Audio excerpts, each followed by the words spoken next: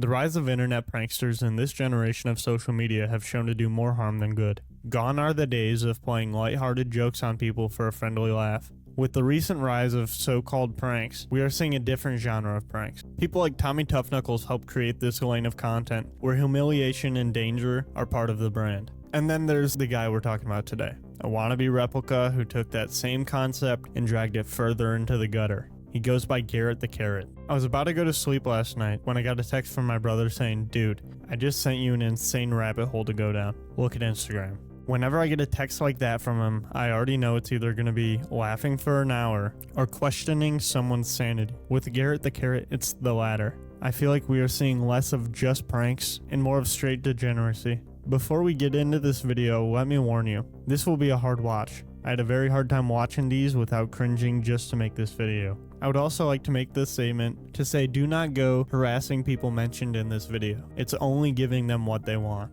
I want to start on what is probably the lightest end of his content scale. It's still cringe, but that's just the baseline for him. I got spicy on this side, ranch on this one.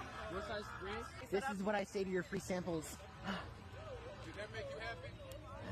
Put the fries in the bag. Put the fries in the bag.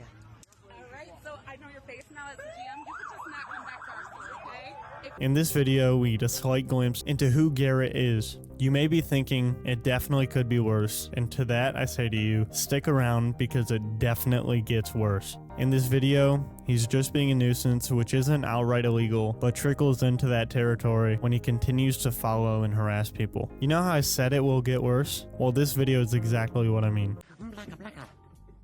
Wallaka wham. 360 no scope.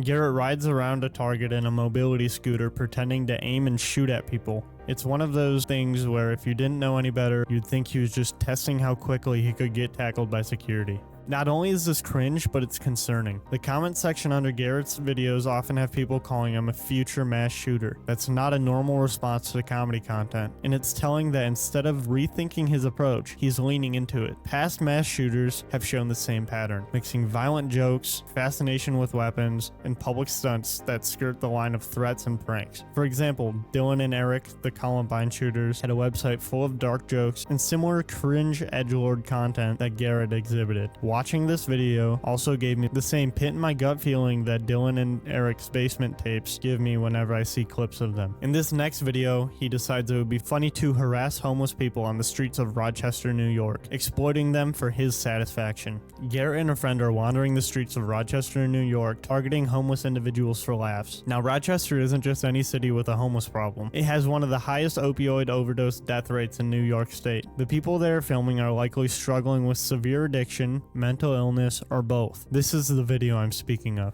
Yo, Unc, are you fent maxing right now? Are you fent maxing right now? I'm a swerve in the corner, whoa. Yo, thunder-thighed baddie. I like that fit. Fine shit. Yeah, thunder-thighed baddie. Damn. I love that fit. Damn, shoddy. Look at that. Damn, shoddy.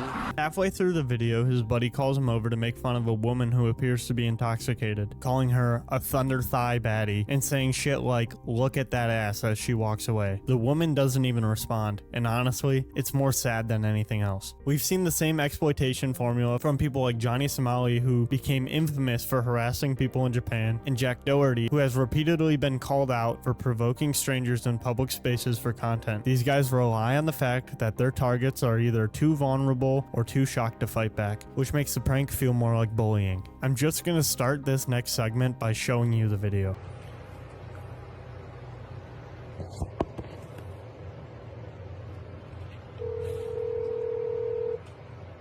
What's your emergency? I have hostages. Everyone, get on the ground now. No, please don't hurt me. No.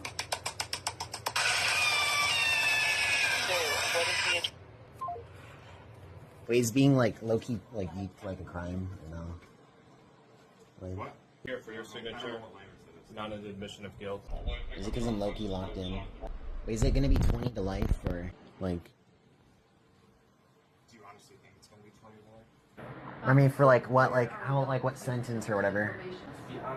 I feel like I don't need to explain this one and why it's wrong, but for the sake of the video, I will. In this clip, Garret essentially swats himself, calling in a fake hostage situation and playing screaming sounds from YouTube. Even though you and I can see it's a prank, law enforcement responding to a 911 call do not have that context. If someone took it seriously, it could have tied up emergency resources or worse, led to a deadly misunderstanding. Not only is he taking resources away from potentially real crimes going on, he is pretending to harm people again for the sake of views. This is concerning and is going to land him in real trouble if he continues down this path. And of course, this behavior continues in his next video where he records himself calling an airport and saying, quote, "Death to America, death to Trump," followed by him playing the CSGO bomb has been planted audio.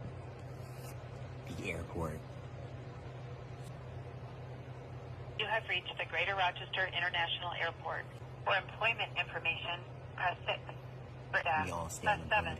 For lost and found 6, information, press 8. 7. The Monroe County Sheriff's Office Airport Division, press 3. For airport fire and rescue. One moment, please. This is the Frederick Douglass Airport, Monroe County Sheriff's Division. How may I help you? Death to America. To Trump. Sir, is this the right assumption?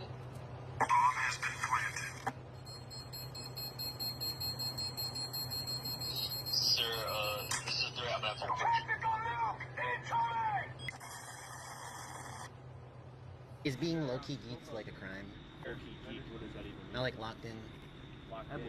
Not only is this another example of him faking to kill people for clout, but also a potential terroristic threat, which is a felony that has put other people behind bars. The law doesn't care if you are just joking. It is sick behavior, and what many people have stated to be mass shooter energy. The more I watch, the more I agree with that statement. People's desire to chase internet fame has spread too far and landed in the hands of people like Garret. The more views and likes he gets for these over-the-top pranks, the further he'll go to top himself. And at the rate he's escalating, it's only a matter of time before he crosses a line that he cannot come back from. His behavior isn't just edgy, it's reckless, exploitative, and eerily in line with patterns we've seen in people who later committed real violent crimes. That's why the quote, mass shooter energy label sticks so hard here. I've reached out to Garret on Discord in hopes of doing an interview because I genuinely want to know what goes through someone's mind when they think that this is okay. But realistically, he might be too deep in the fog of chasing clout to even care. Until then, the best thing that you can do is exactly what people like him hate the most. Starve the algorithm, don't click, don't share, don't comment. Because as long as these stunts get rewarded, there's always going to be another Garret waiting to take it further.